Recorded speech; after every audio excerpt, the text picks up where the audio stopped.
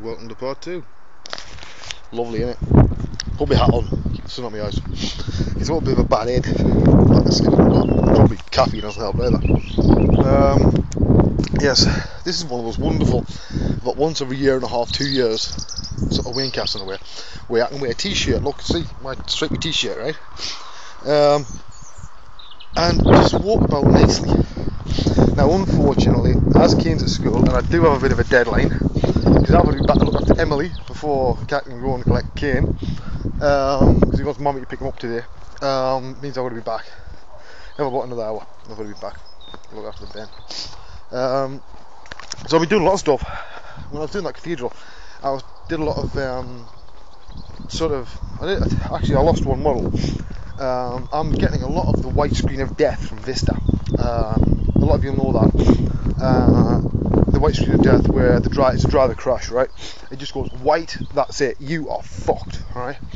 I lost a model I'd taken, and it'd only taken 40 minutes on, but it was probably one of the best models I'd ever done, this gargoyle. And I was absolutely starting mad. I was throwing stuff at the wall, I was that mad. I don't normally get that mad. I redid it, but it didn't turn out quite as well, you know. Because I had it with this gargoyle's head with the hands like that either side of the head, gripping onto the ledge, and the hands look absolutely amazing. It's even, you know, if I had looked at this and saw just the hands on their own as somebody else's model, I'd have said that is good. It was beyond my usual level, right? Which is why I was so bloody annoyed. Oh look, somebody's telly or computer. Oh, it's a hi-fi. Yeah, so there's a lot of stuff been going on that I can't discuss, but I'm looking forward to doing the sort of end user event. One, it gets me away from Screaming Kitties for a little while. Shouldn't really say that, but it's right, you know, everybody needs a fucking break, right? Oh, there's another telly. Oh, dumping stuff all over the place. Oh, see that over there? Corrugated stuff. Do you know what that is? Blue asbestos. Yeah, gives you cancer, that stuff. Used to be a big lump of it in my grandmother's garden. I used to play with it with a hammer. Now, so far, touch wood, I haven't got lung cancer. But the amount I smoke, it's only a matter of time, you know what I mean? But my uncle used to say, my Uncle Billy, right? He's like, been dead a couple of years now, but he used to say, if you don't do the crime, you can't do the time. And it's right. Don't whinge about shit if you abuse your body, which is what I've done for bloody years, right? Out of my 20, well, no, almost 20, who am I kidding?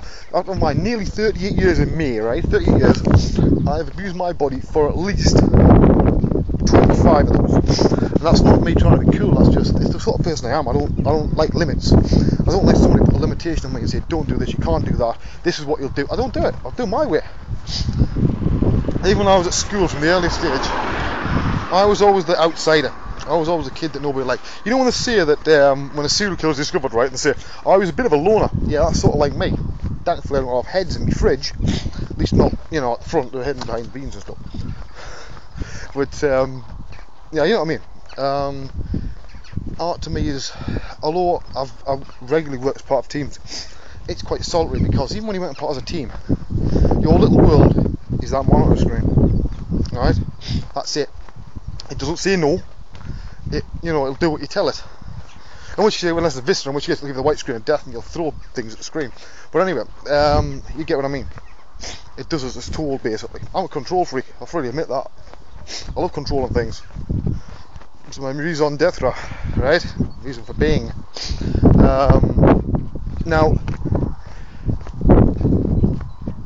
come at some point later in the year, you will have to start putting your hand in your pocket to pay for some stuff that I'm doing on Mudbox. Because to be quite blunt, everybody needs dog at the moment for releasing DVDs and stuff like that, and making quite a lot of dosh out of it. Now, Autodesk themselves admit that there's only two guys with basically keeping the public, keeping up the Mudbox in the public eye, and one was me, and the other one was Dave Cardwell, right? There was some other guys, but basically we were there all the time. And it made a massive impact. Now, as a result, other people are making money.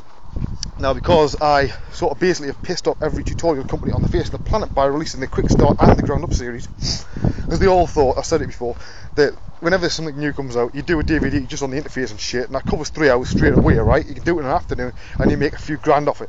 Money in the bank, Frank, right? They didn't like it. They seriously didn't like it. That's why you won't see any links to Mudbox Hub or me mentioned on Mudbox Hub mentioning what's the only forum on any of these DVDs, because they're well pissed off, right? But I'm not really too bothered, but I will be putting something out at some point, because to be honest I think I bloody deserve it. Now I'm holding back because luckily I know what's coming next with Mudbox, so I'm making a decision whether to just hold off at the next race or not. Now luckily, as I know, in fact some of the things I've put forward, some ideas of mine looks like they're going to be included, so I'll know this stuff inside out, and I'll be able to have it out on the day of release or very shortly afterwards. That's my idea, alright? So I might release something before then, I don't know. It depends, It would be nice to have something to flog at SIGGRAPH, right? Because if you've got something there to flog, people will buy it. And I'm not an idiot, I do need, some sort of an income coming in at the moment. See what time it is. It's about 5 minutes ago. Great news, the planes in the sky. Brilliant. Oh, there's no clouds. Saw a couple of hawks before. I love sort of like, I'm not really a big bird watcher, but I like I just like seeing things. You can see for miles in weather like this. But yeah, so I noticed, this is the bit where I get controversial political here, totally outside of 3D. There's a G20 thing, right? It's been going on. If you look at the news, they'll tell you that a bunch of anarchists basically created a load of shit at one of the banks. Now, what they will not tell you, that a few of us noticed last night, because this all happened last night, was late afternoon yesterday, right? They started telling you that some of the guys that work in the square mile in the city, the stock exchange, right? They were leaning out the window, holding signs out like saying, look, while you're out here, we're repossessing your houses. No matter what you do, we will always have a bonus. We're fucking rich. We don't give a shit. Stuff like this. Really winding people up. Then they started waving £10 notes out the fucking window and throwing them out with bits on them saying, go and get a fucking wash, you hippie, right? So needless to say, these people were a wee bit pissed at this. And they reacted. Stupidly enough, to be honest, because it was exactly what these buggers wanted. And they went to the bank, and some of them apparently threatened the bastards at the fucking window. No, I wouldn't have threatened personally. Make of that what you will. Now, the interesting thing was, there was also some guy who had a live video feed off his iPhone, right? That was shut down in a matter of minutes when it was found out, when it went public on Twitter. The whole stream, everything. The guy was arrested. Every mention of it that was on any news site was removed inside of 5 minutes, and now you won't see it in front of any paper that what these guys were doing to incite this riot. So please don't tell me that the press is free. Please don't tell me that we live in a society where we have freedom of speech. We don't. We do as we're goddamn fucking told, right? Because if we don't, that's what happens. So the reason why I don't pay a lot of attention to the mainstream media, you might think that sounds like a conspiracy theory. No, it's a conspiracy fact. Look at the Wayback Machine. No doubt it'll still be on there. All the traces. They removed everything. Their claim, of course, will be they'll put a D notice, a defence notice for the safety of economic, of England, right, in the Western world. Which, of course, is a load of bollocks. To do with the fact that they own a shed load of shares in these big banks, and they're the bastards getting the money. Right? That's my politics out the way.